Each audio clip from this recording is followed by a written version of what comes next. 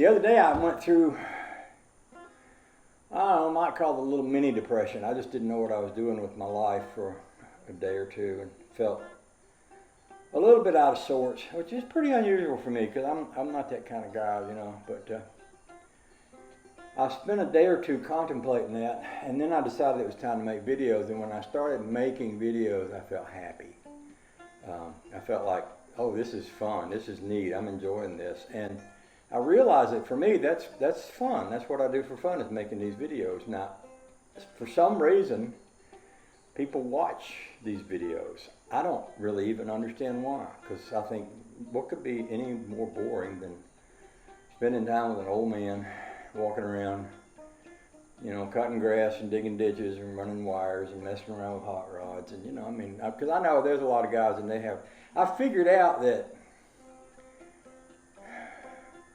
vociferous loudness and anger really fuels people to watch stuff.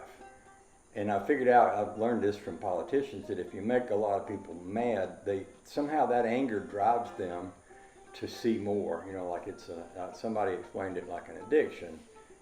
There's an addiction to fear and anger, and a lot of people feed that online, and you get like, oh, just thousands and thousands of followers because you've made them all so scared and so mad that they want to come back and see what's going to happen next. It's kind of like in a movie, you know, in a television show.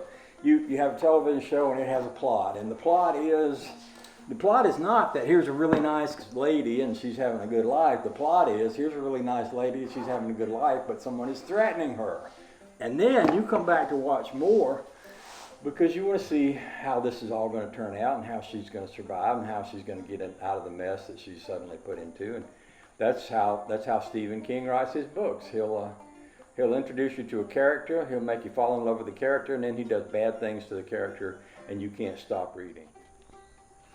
And I said to her, I said, you know, you said the answer to your problem right in that first line. You said, I just got to stop watching the news. And that's really true. If you watch the news, you'll get upset. And if you get upset, it's just like that thing about the plot I was talking to a while ago. You'll keep running back to it every few minutes to see what's going to happen next. You become involved in the story. Now, it doesn't matter whether we have political stuff and they're divided into the left and the right, which I guess that's as good a way as any, but it doesn't matter where you're at. If you're all the way on the right or all the way on the left, you're probably in terror because you're just hanging on by your fingernails because all you got to do is you're so close to the edge you could fall off, right? But if you're in the middle, you kind of look at these people on the right that are all upset, you look at these people on the left that are all upset, and you're kind of here in the middle. It's like, well, I'm not too upset, you know, things are okay, I'm all right. And sometimes, if you're going to pay attention to that stuff, maybe you should just pull yourself back from it a little bit and kind of take a walk on the wild side and move a little closer toward the middle and not let those edges scare you. It's just like there's a story. Preacher told me this story. Preacher told this story one time. He said there was a king who wanted to hire a chariot driver.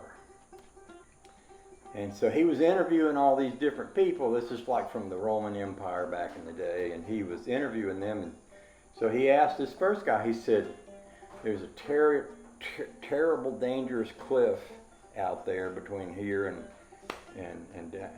Damascus, where I want to go.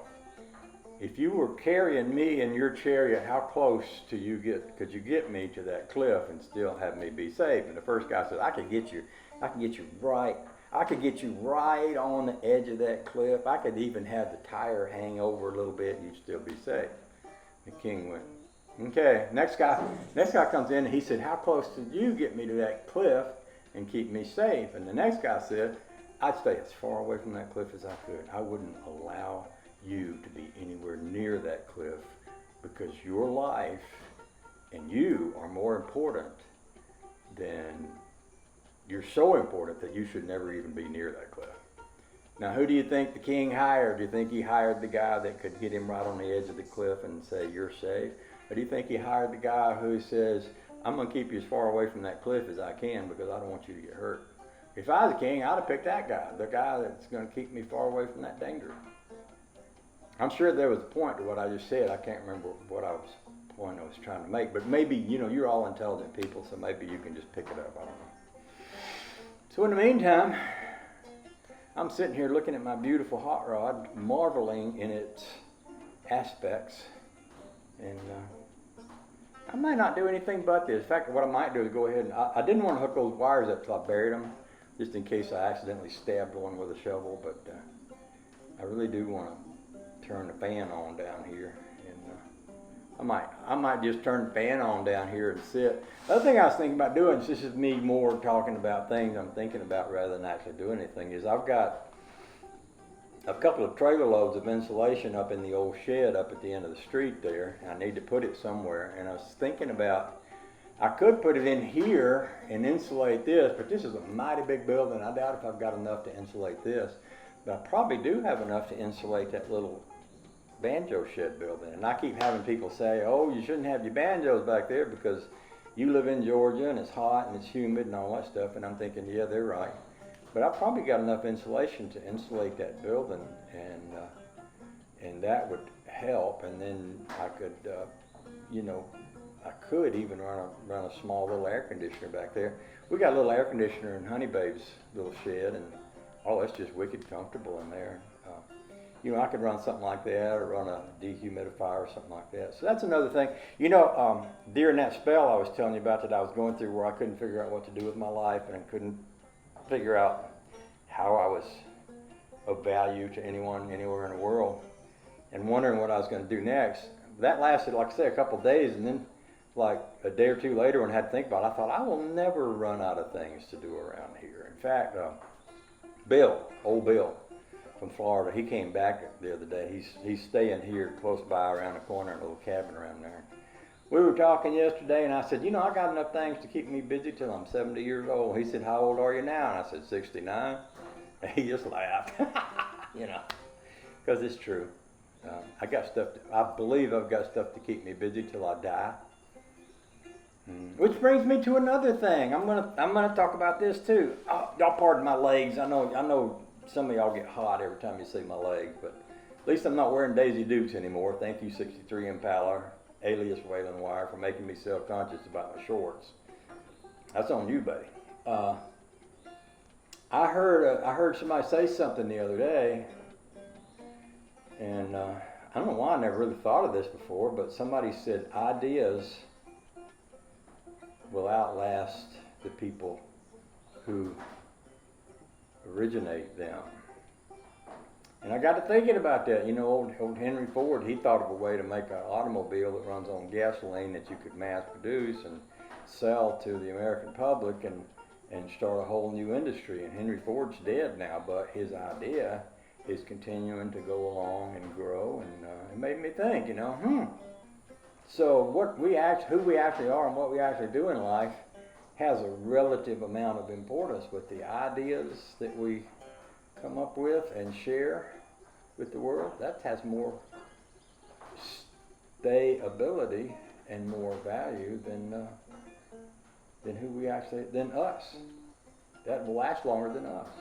There's very little that you can create in life that's going to be eternal, but ideas, they're pretty eternal, You want to achieve immortality? Have some good ideas. In fact, have some good ideas about how to have peace in the world and stop conflicts. This camera keeps restarting itself, and this camera doesn't really do that like my old camera did, but it may be a setting in there that's telling it to shut itself off after it's been on for a certain amount of time. But I was just going to say, if we developed ideas about how people could be peaceful and get along with each other in the world, and that's basically, a lot of people say a lot of bad things, like on Facebook, there's all these things about how bad people are.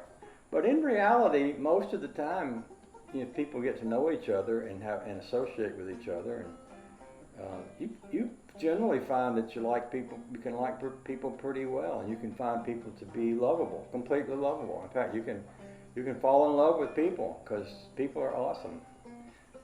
There's a few that'll, maybe you won't like, but I'll tell you what I've learned is usually the ones that I don't like at first, they turn out to be my best friends in the long run. And I don't know how to explain that, but it works that way. I remember I used to work for a trucking company, and I met Freddie, and Freddie was kind of opinionated, and he'd say what he thinks, and people didn't like Freddie very much, and I didn't like Freddie very much.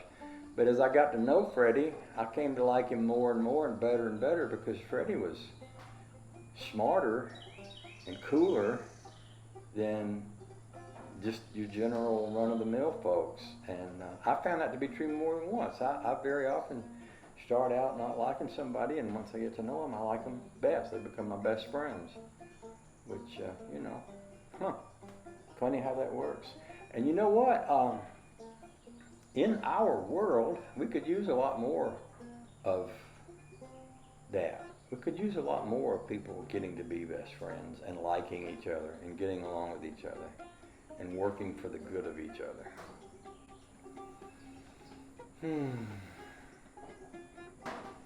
All right, that's all I'm going to say about that right there, I guess. I'm enjoying looking at my hot rod so much, I'm thinking about just going and getting my camera, coming back and sitting down in this chair and just taking a picture. I'm looking at the tachometer I've got mounted on the steering wheel that tow wrecker up in Tennessee sent me probably 12, 15 years ago, and I can see the reflection of the light through the window shining on the glass of that tachometer sitting on that old Buick steering column, and I'm thinking that would make such a cool picture. Got the American flag out there next to it. I think I'll go get my camera. I might walk up to the house, get my camera. I might pick up a shovel along the way if I don't have one down here, and then come back and sit in this chair some more and contemplate the universe from this angle. And if I think of anything more to say, I'll throw it in. And if I don't, then, just keep watching. Sooner or later, I'll come back to it. Y'all okay with that? If you are, raise your hands, say hallelujah, and praise God, all that stuff. See you back.